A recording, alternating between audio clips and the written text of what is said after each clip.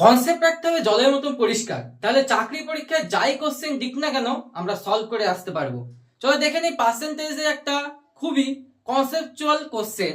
সুবিদ দাসের question number 13 কি বলেছে, চিনির মূল্য 20% বাড়লে খরচ অপরিবর্তিত রাখতে দ্রব্যের ব্যবহার কত কমাতে হবে। চিনির মূল্য 20% বাড়লো, তাহলে 20% মানে আমরা জানি কি, 20% মানে হলো 1/5, 1/5, তাহলে 5 টাকা থেকে হয়েছে 6 টাকা, 5 টাকা থেকে হয়েছে 6 টাকা। এইবার আমাদের খরচ অপরিবর্তিত রাখতে হবে। এটা 5:6 হলো খরচের অনুপাত, দ্রব্যের অনুপাত মানে কত, 6:5।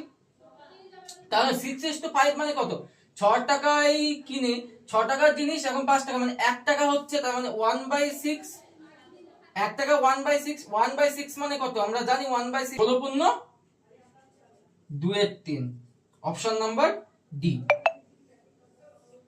যদি অঙ্কটা ভালো লেগে থাকে অবশ্যই একটা লাইক এবং সাবস্ক্রাইব করে আমার চ্যানেলের পাশে